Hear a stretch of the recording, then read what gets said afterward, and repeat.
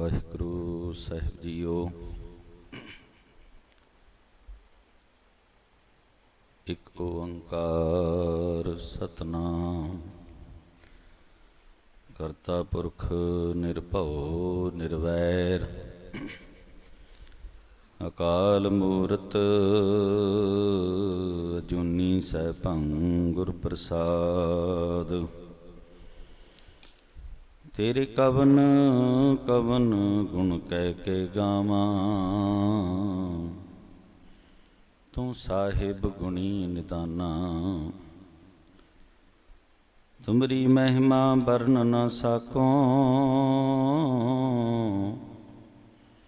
ਤੂੰ ਠਾਕੁਰ ਊਚ ਭਗਵਾਨਾ।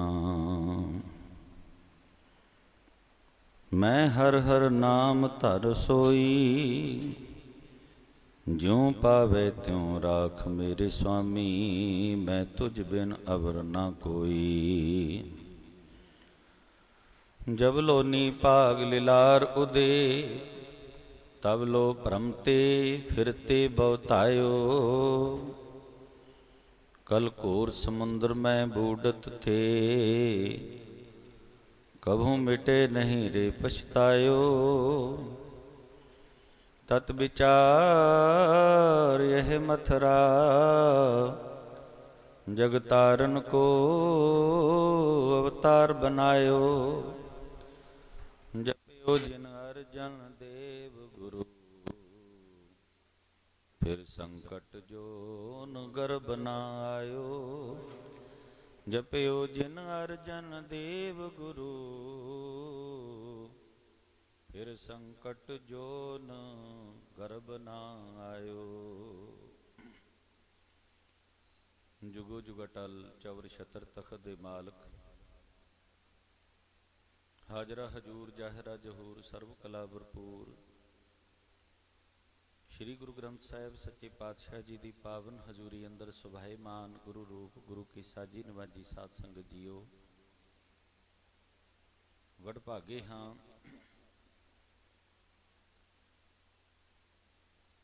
ਸਤਿਗੁਰੂ ਸਾਹਿਬ ਸ੍ਰੀ ਗੁਰੂ ਅਰਜਨ ਦੇਵ ਮਹਾਰਾਜ ਸੱਚੇ ਪਾਤਸ਼ਾਹ ਜੀ ਦਾ ਪਾਵਨ ਪ੍ਰਕਾਸ਼ ਗੁਰਪੁਰਬ ਬੜੀ ਸ਼ਰਧਾ ਤੇ ਪਿਆਰ ਨਾਲ ਅਸੀਂ ਮਨਾ ਰਹੇ ਹਾਂ। ਹੁਣੇ ਹੀ ਆਪ ਜੀ ਨੇ ਭਾਈ ਸਾਹਿਬ ਭਾਈ ਰਣਜੀਤ ਸਿੰਘ ਜੀ ਨਿਰਮਲ ਹਜੂਰੀ ਰਾਗੀ ਜਥੇ ਪਾਸੋਂ ਰਸ ਪਿੰਨਾ ਕੀਰਤਨ ਆਪ ਜੀ ਨੇ ਸਰਵਣ ਕੀਤਾ ਹੈ। ਆਓ ਕੁਝ ਇਤਿਹਾਸ ਵਿੱਚੋਂ ਵਿਚਾਰਾਂ ਆਪ ਜੀ ਦੇ ਨਾਲ ਸਾਂਝੀਆਂ ਕਰੀਏ। ਸਤਿਗੁਰੂ ਆਪ ਮਿਹਰ ਭਰਿਆ ਹੱਥ ਰੱਖ ਕੇ ਵਰਤਾਉਣ ਕਲਾ। ਗੁਰੂ ਕੀ ਹਜ਼ੂਰੀ ਵਿੱਚ ਸੱਜ ਬੈਠੇ ਗੁਰੂ ਰੂਪ ਸਾਧ ਸੰਗਤ ਜੀਓ, ਦਾਸ ਨੂੰ ਅਸੀਸ ਬਖਸ਼ੋ। ਕੋਈ ਵੀ ਰਸਨਾ ਵਾਂਝੀ ਨਾ ਰਹੇ, ਫਤਿਹ ਦੀ ਸਾਂਝ ਕਰੀਏ। ਵਾਹਿਗੁਰੂ ਜੀ ਕਾ ਖਾਲਸਾ, ਵਾਹਿਗੁਰੂ ਜੀ ਕੀ ਫਤਿਹ। 15 ਅਪ੍ਰੈਲ ਸਨ 1663 ਨੂੰ ਗੁਰੂ ਅਰਜਨ ਦੇਵ ਸੱਚੇ ਪਾਤਸ਼ਾਹ ਜੀ ਧੰਨ ਧੰਨ ਸ੍ਰੀ ਗੁਰੂ ਰਾਮਦਾਸ ਮਹਾਰਾਜ ਸੱਚੇ ਪਾਤਸ਼ਾਹ ਜੀ ਦੇ ਗ੍ਰਹਿ ਵਿਖੇ ਮਾਤਾ ਭਾਨੀ ਜੀ ਦੀ ਕੁੱਖ ਤੋਂ ਗੋਬਿੰਦਵਾਲ ਸਾਹਿਬ ਵਿਖੇ ਆਪ ਜੀ ਅਵਤਾਰ ਧਾਰੀ ਹੋਏ। ਗੁਰੂ ਸਾਹਿਬ ਸੱਚੇ ਪਾਤਸ਼ਾਹ ਜੀ, ਜੇ ਆਪਾਂ ਗੋਬਿੰਦਵਾਲ ਜਾਈਏ ਤੇ ਇੱਕ ਛੋਟਾ ਜਿਹਾ ਅਸਥਾਨ ਬਣਿਆ ਹੋਇਆ ਹੈ ਉਹਨਾਂ ਦੇ ਯਾਦਗਾਰ ਵਿੱਚ, ਜਿੱਥੇ ਗੁਰੂ ਸਾਹਿਬ ਜੀ ਦਾ ਪ੍ਰਕਾਸ਼ ਹੋਇਆ। ਸਤਿਗੁਰੂ ਸੱਚੇ ਪਾਤਸ਼ਾਹ ਜੀ ਛੋਟੀ ਜੀ ਉਮਰ ਤੋਂ ਜਦੋਂ ਆਪ ਰਿੜਦੇ ਸਨ, ਤੁਰਦੇ ਰਿੜਦੇ ਆਪ ਜੀ ਨੇ ਮੰਜੀ ਸਾਹਿਬ ਨੂੰ ਜਦੋਂ ਹੱਥ ਪਾਇਆ ਤੇ ਗੁਰੂ ਅਮਰਦਾਸ ਮਹਾਰਾਜ ਸੱਚੇ ਪਾਤਸ਼ਾਹ ਕਹਿਣ ਲੱਗੇ, ਕਿਹੜਾ ਐਸਾ ਗੁਰੂ ਭਾਰੀ ਹੈ ਜਿਸ ਨੇ ਸਾਡੀ ਮੰਜੀ ਹਿਲਾ ਕੇ ਰੱਖ ਦਿੱਤੀ।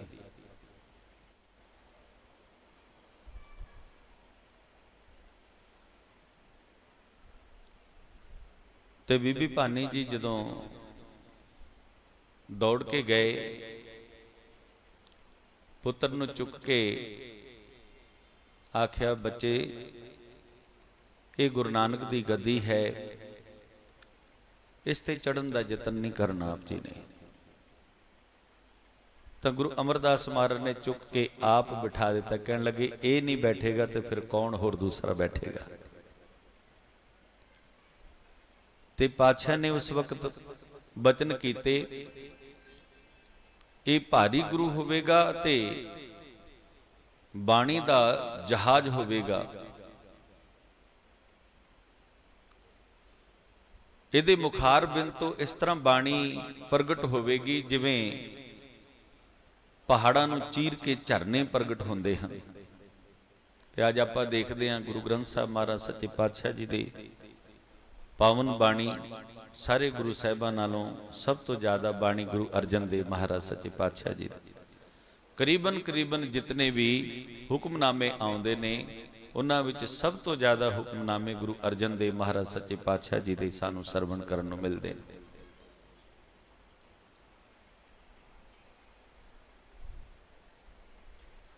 गोबिंदवाल साहब तो लैकर के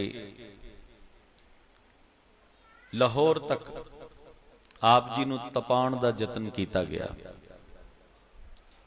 पर सतगुरु सच्चे पातशाह जी तपे नहीं। भावें तत्ती तवियां आईयां वो भी नहीं तपा सकियां। छोटी उम्र दे विच गुरु साहिब सच्चे पातशाह जी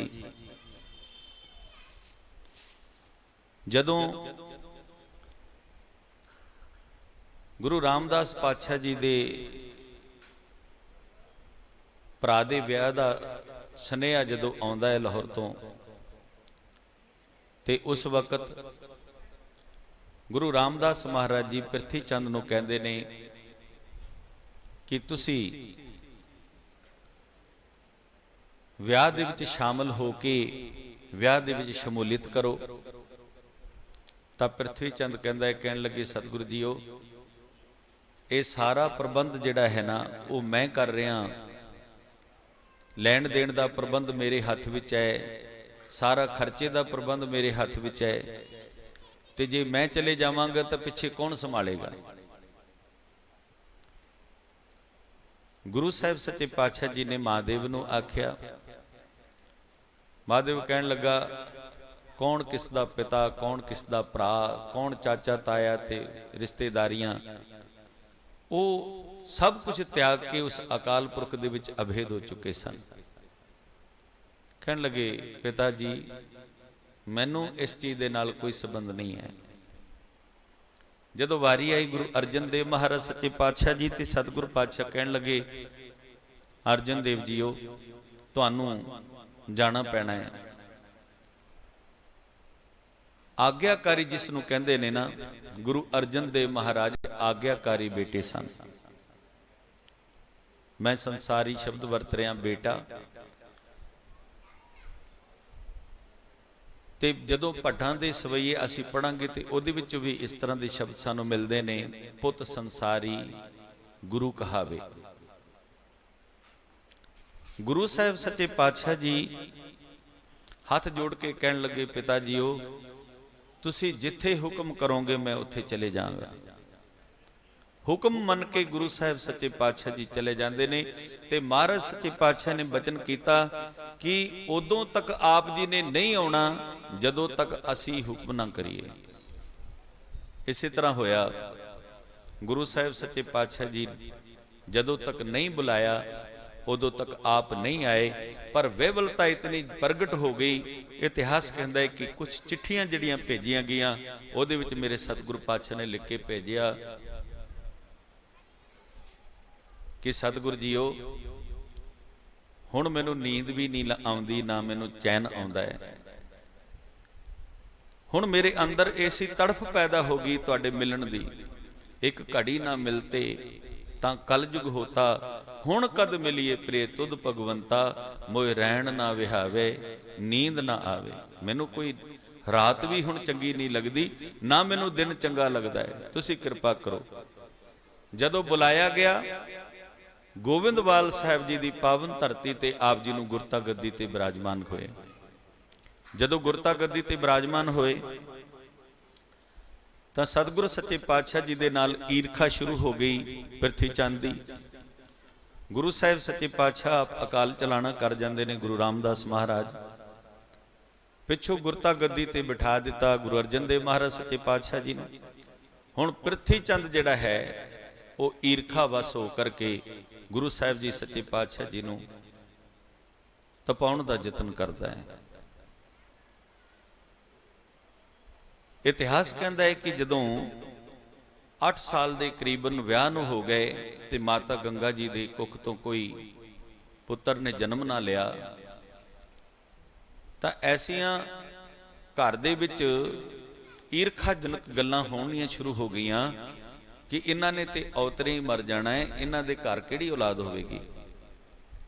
ਮੈਂ ਟੂਕ ਮਾਤਰ, ਕਿਉਂਕਿ ਸਮਾਂ ਬੜਾ ਥੋੜਾ ਹੈ, ਮੈਂ ਸ਼ਾਰਟਕਟ ਦੇ ਵਿੱਚ ਆਪ ਜੀ ਦੇ ਨਾਲ ਇਤਿਹਾਸ ਸਾਂਝਾ ਕਰ ਰਿਹਾ। ਗੁਰੂ ਸਾਹਿਬ ਸੱਚੇ ਪਾਤਸ਼ਾਹ ਜੀ ਨੂੰ ਜਦੋਂ ਇਹ ਗੱਲ ਪਹੁੰਚੀ ਮਾਤਾ ਗੰਗਾ ਜੀ ਦੇ ਕੋਲ, ਤੇ ਮਾਤਾ ਗੰਗਾ ਜੀ ਨੇ ਬੇਨਤੀ ਕੀਤੀ, ਸਤਿਗੁਰੂ ਜੀਓ ਹੁਣ ਤੇ ਘਰ ਦੇ ਵਿੱਚੋਂ ਇਸ ਤਰ੍ਹਾਂ ਦੀਆਂ ਆਵਾਜ਼ਾਂ ਆਣੀਆਂ ਸ਼ੁਰੂ ਹੋ ਗਈਆਂ ਨੇ। ਤੇ ਸਤਿਗੁਰੂ ਸੱਚੇ ਪਾਤਸ਼ਾਹ ਜੀ ਨੇ ਆਖਿਆ, ਦੇਖੋ ਆਪਣੇ ਸੇਵਕ ਨੂੰ ਵਡਿਆਈ ਦੇਣ ਵਾਸਤੇ, ਜਦ ਕਿ ਗੁਰੂ ਸਾਹਿਬ ਜੀ ਬਾਣੀ ਚ ਕਹਿੰਦੇ ਸਾਚੇ ਸਾਹਿਬਾ ਕਿਆ ਨਹੀਂ ਘਰ ਤੇਰੇ, ਤੇਰੇ ਘਰ ਵਿੱਚ ਕੀ ਹੈ, ਕੀ ਕੋਈ ਕਿਹੜੀ ਚੀਜ਼ ਹੈ ਨਹੀਂ ਜਿਹੜੀ ਨਹੀਂ ਹੈ। ਪਰ ਆਪ ਨੇ ਕਿਸੇ ਸੇਵਕ ਨੂੰ ਵਡਿਆਈ ਦੇਣ ਵਾਸਤੇ ਬਚਨ ਕੀਤੇ ਕਿ ਗੰਗਾ ਜੇਕਰ ਕੁਝ ਪ੍ਰਾਪਤ ਕਰਨਾ ਹੋਵੇ ਨਾ ਤਾਂ ਮਹਾਂਪੁਰਖਾਂ ਦੀ ਸ਼ਰਨ ਵਿੱਚ ਜਾ ਕੇ ਉਹਨਾਂ ਦੀ ਸੇਵਾ ਕਰੀਦੀ ਹੁੰਦੀ ਹੈ, ਅਰਦਾਸ ਕਰਾਓ। ਮਾਤਾ ਗੰਗਾ ਜੀ ਜਾਂਦੇ ਨੇ, ਅਰਦਾਸ ਕਰਾਉਂਦੇ ਨੇ। 10 ਮਹੀਨਿਆਂ ਬਾਅਦ ਗੁਰੂ ਸਾਹਿਬ ਸੱਚੇ ਪਾਤਸ਼ਾਹ ਜੀ ਦੇ ਗ੍ਰਹਿ ਵਿਖੇ ਗੁਰੂ ਹਰਗੋਬਿੰਦ ਸਾਹਿਬ ਜੀ ਦਾ ਪ੍ਰਕਾਸ਼ ਹੁੰਦਾ ਹੈ। ਉਹ ਪ੍ਰਕਾਸ਼ ਹੋਣ ਤੋਂ ਪਹਿਲਾਂ ਮੇਰੇ ਸਤਿਗੁਰੂ ਪਾਤਸ਼ਾਹ ਜੀ ਦਰਬਾਰ ਸਾਹਿਬ ਦੇ ਅਸਥਾਨ ਨੂੰ ਛੱਡ ਕਰਕੇ ਆਪ ਛੇਹਰਟਾ ਸਾਹਿਬ ਚਲੇ ਜਾਂਦੇ ਨੇ, ਗੁਰੂ ਕੀ ਵਡਾਲੀ। ਗੁਰੂ ਕੀ ਵਡਾਲੀ ਦੇ ਵਿੱਚ ਜਦੋਂ ਇੱਥੇ ਇੱਕ ਖੂਹ ਦੀ ਸਿਰਜਣਾ ਕਰ ਰਹੇ ਸਨ, ਉਹ ਖੂਹ ਇਤਨਾ ਵੱਡਾ ਸੀ ਜਿਸ ਨੂੰ ਅਸੀਂ ਛੇਹਰਟਾ ਸਾਹਿਬ ਦੇ ਨਾਮ ਨਾਲ ਜਾਣਦੇ ਹਾਂ। ਭਾਵ ਉਸ ਖੂਹ ਦੇ ਉੱਪਰ 6 ਹੈਰਟ ਉਸ ਵਕਤ ਚੱਲਿਆ ਕਰਦੇ ਸਨ ਪਾਣੀ ਦੇ, ਤੇ ਮਹਾਰਾਜ ਸੱਚੇ ਪਾਤਸ਼ਾਹ ਨੇ ਇੰਨਾ ਵੱਡਾ ਖੂਹ ਜਿਹੜਾ ਹੈ ਉੱਥੇ ਲਵਾਇਆ। ਤੇ ਸਤਿਗੁਰੂ ਪਾਤਸ਼ਾਹ ਜੀ ਨੇ ਜਦੋਂ ਖੂਹ ਲਵਾ ਰਹੇ ਸਨ, ਉੱਥੇ ਖੂਹ ਪਟਵਾ ਰਹੇ ਸਨ, ਤੇ ਸੇਵਾਦਾਰ ਨੇ ਆ ਕਰਕੇ ਆਖਿਆ, ਕਹਿਣ ਲੱਗੇ ਸੱਚੇ ਪਾਤਸ਼ਾਹ ਤੁਹਾਡੇ ਘਰ ਬਾਲਕ ਨੇ ਜਨਮ ਲਿਆ ਹੈ। ਮੇਰੇ ਸਤਿਗੁਰੂ ਸੱਚੇ ਪਾਤਸ਼ਾਹ ਜੀ ਦੇ ਗ੍ਰਹਿ ਵਿਖੇ ਗੁਰੂ ਹਰਗੋਬਿੰਦ ਸਾਹਿਬ ਮਹਾਰਾਜ ਜੀ ਨੇ ਪ੍ਰਕਾਸ਼ ਧਾਰਨ ਕੀਤਾ। ਇਸ ਗੱਲ ਦੀ ਜਦੋਂ ਖਬਰ ਪਈ ਨਾ, ਖਬਰ ਪਈ ਪ੍ਰਿਥੀ ਚੰਦ ਨੂੰ ਕਿ ਅਸੀਂ ਤੇ ਕਹਿੰਦੇ ਸੀ ਇਹਦੇ ਘਰ ਕੋਈ ਪੁੱਤਰ ਨਹੀਂ ਹੋਵੇਗਾ, ਕੋਈ ਔਲਾਦ ਨਹੀਂ ਹੋਵੇਗੀ, ਪਰ ਇਹਦੇ ਘਰ ਤੇ ਪੁੱਤਰ ਨੇ ਜਨਮ ਲੈ ਲਿਆ। ਅੰਮ੍ਰਿਤਸਰ ਦੀ ਰਹਿਣ ਵਾਲੀ ਦਾਈ ਫੱਤੋ ਨੂੰ ਇਤਿਹਾਸ ਕਹਿੰਦਾ 200 ਰਜਤਪਣ ਉਸ ਵਕਤ ਦਿੱਤੇ। 200 ਰਜਤਪਣ ਜੇ ਅੱਜ ਦਾ ਹਿਸਾਬ ਲਾਈ ਤੇ ਕਰੀਬਨ 2 ਕਰੋੜ ਬਣਦਾ ਹੈ। ਇੰਨੀ ਵੱਡੀ ਰਕਮ ਦੇ ਕਰਕੇ ਆਖਿਆ ਤੂੰ ਵਡਾਲੀ ਚਲੀ ਜਾ, ਤੇ ਉਹਨਾਂ ਦਾ ਵਿਸ਼ਵਾਸ ਜਿੱਤ ਕੇ ਤੇ ਉਸ ਬਾਲਕ ਹਰਗੋਬਿੰਦ ਸਾਹਿਬ ਨੂੰ ਜ਼ਹਿਰ ਦੇ ਨਾਲ ਮਾਰ ਦੇ, ਤੇ ਤੂੰ ਜੋ ਹੋਰ ਕਹੇਂਗੀ ਮੈਂ ਉਹ ਵੀ ਤੈਨੂੰ ਦੇਣ ਨੂੰ ਤਿਆਰ ਹਾਂ। ਦਾਈ ਫੱਤੋ ਲਾਲਚ ਵਿੱਚ ਆ ਗਈ। ਇੱਥੇ ਪਹੁੰਚਦੀ ਹੈ, ਮਾਤਾ ਗੰਗਾ ਨੂੰ ਕਹਿੰਦੀ ਜੇ ਤੁਸੀਂ ਦਰਬਾਰ ਸਾਹਿਬ ਹੁੰਦੇ ਤਾਂ ਇਹ ਸਾਰੀ ਸੇਵਾ ਮੈਨੂੰ ਮਿਲਣੀ ਸੀ, ਤੁਸੀਂ ਇੱਥੇ ਆ ਗਏ। ਮਾਤਾ ਗੰਗਾ ਭੋਲੇਪਨ ਦੇ ਵਿੱਚ ਕਹਿਣ ਲੱਗੇ ਕੋਈ ਗੱਲ ਨਹੀਂ ਫੱਤੋ, ਤੂੰ ਇੱਥੇ ਆ ਗਈ ਹੈ, ਇੱਥੇ ਸੇਵਾ ਕਰ ਲੈ ਰਹਿ ਕੇ। ਜਦੋਂ 8-10 ਦਿਨ ਸੇਵਾ ਕੀਤੀ, ਮਨ ਜਿੱਤ ਲਿਆ। ਇੱਕ ਦਿਨ ਆਪਣੇ ਅਸਥਾਨਾਂ ਨੂੰ ਜ਼ਹਿਰ ਲਾ ਕਰਕੇ ਗੁਰੂ ਹਰਗੋਬਿੰਦ ਸਾਹਿਬ ਮਹਾਰਾਜ ਸੱਚੇ ਪਾਤਸ਼ਾਹ ਨੂੰ ਦੁੱਧ ਚੁੰਗਾਉਣ ਦਾ ਯਤਨ ਕੀਤਾ।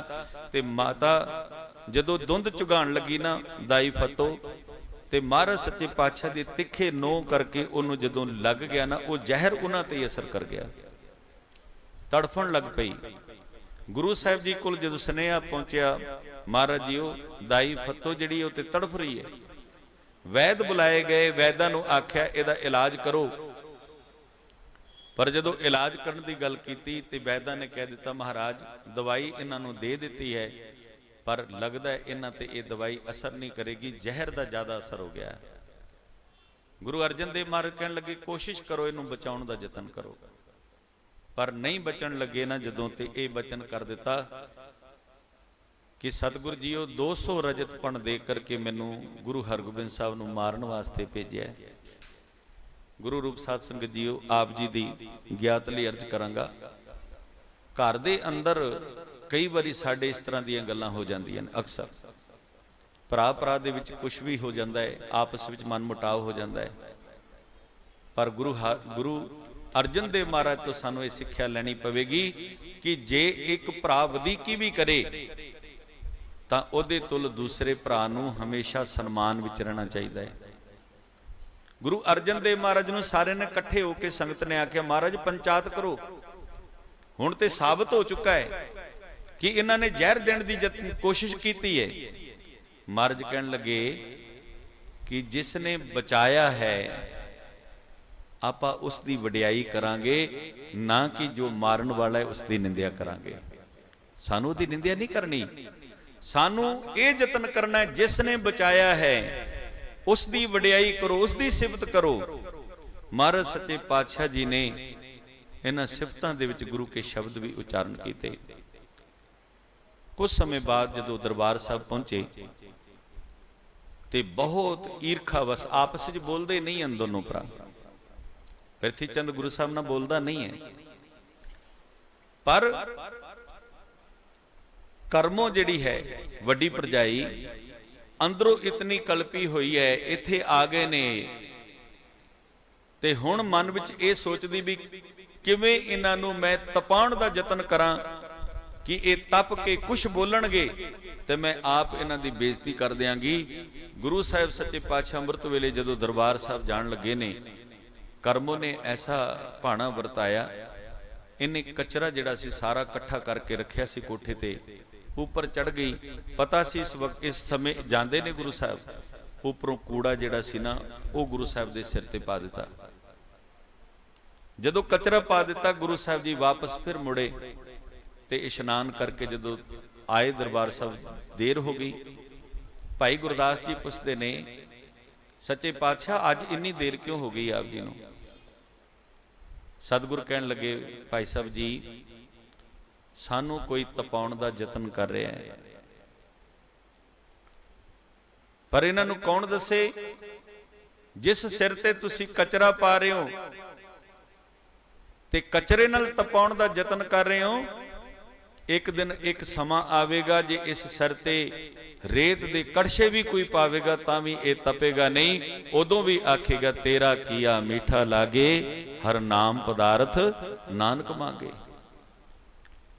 गुरु साहिब सच्चे पातशाह ने जदों ये बचन किया ते भाई गुरदास जी कहन लगे सतगुरु जीओ तुहाडे सिर ते कूड़ा पा दिता है, कचरा पाया है, उन्हां हत्थां नूं कोड़ क्यों ना हो गया? गुरु साहिब सच्चे पातशाह कहन लगे भाई साहब भाई गुरदास जी इदां दे बचन बाणी पढ़न वाले नहीं बोलिया करदे, क्योंकि बाणी पढ़न वालियां दे बचन हो जांदे ने सच्चे। गुरु साहिब जी ने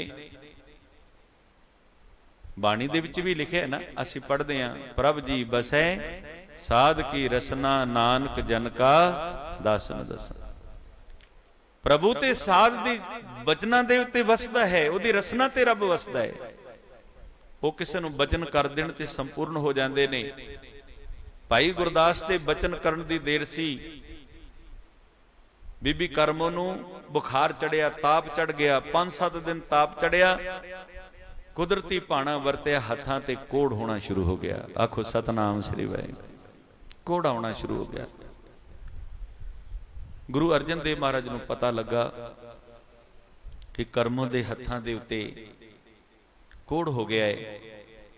उस वक्त माता गंगा जी नूं बोलदे ने, गुरु साहिब कहन लगे गंगा जाकर के अपनी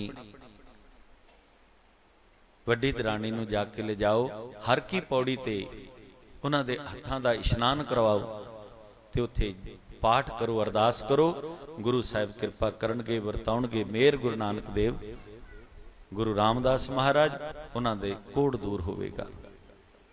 जिन्हां नाल ईरखा कर रहे ने क्योंकि 3 यतन किए सन गुरु हरगोबिंद साहब नूं मारन, खिडावा भेजिया, सपेरा भेजिया, दाई भेजी, पर कोई भी यतन जिहड़ा है ना सफल नहीं होया। ते गुरु साहिब सच्चे पातशाह जी ने माता गंगा नूं भेजिया।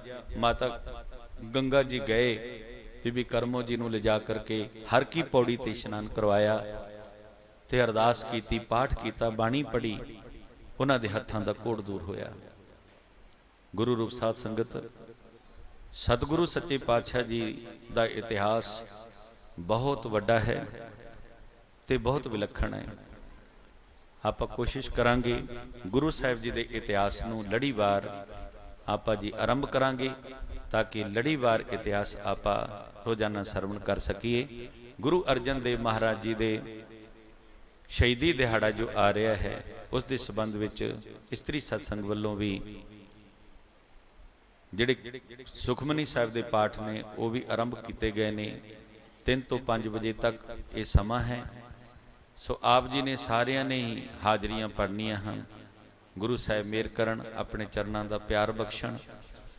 इत्थे ही मैं बचन संकोचदा होया गुरु अर्जन देव महाराज सच्चे पातशाह जी नूं तपाउण दा यतन कीता। इतना तक यतन कीता कि सारे बर्तन अत्यादक चुक लै गए, लंगर मस्ताना हो गया। ते पर गुरु साहिब सच्चे पातशाह इतिहास लिखदे, भाई संतोख सिंह जी लिखते ने कि ऐसा समा भी आ गया कि घर दे सारे बर्तन जिहड़ा पृथ्वी चंद ईरखा करके चुक के लै गया। ते माता गंगा जी ने अज प्रशादा तैयार कराया। थोड़ा जिहा आटा पिया सी किसे भांडे दे विच, उसे नूं तैयार करके जदों महाराज दे अगे रखिया ते माता गंगा जी दे अखां विचों हंझू आ गए कि सतगुरु जी अज ऐसा समा कि घर दे विच आटा भी नहीं है कि मैं आप जी नूं प्रशादे तैयार करके छका सकां। महाराज सच्चे पातशाह ने बांह पड़ के आख्या, गंगा रूखो भोजन भूम सखी फिर संग रहन बिहाए। कहते गंगा जेकर मैनू रुखी सुखी खाण नूं मिल जाए, धरती उत्ते सौण नूं भी मिल जाए, पर याद रखना मेरी प्रीत उस मालक तो ना टुटे, मेरा प्यार उस परमेश्वर तो ना दूर हो सके। गुरु मेहर करन सच्चे पातशाह अपने चरणों की प्रीत बख्शण। यही सुभाव साडे हिरदे च भी वसे।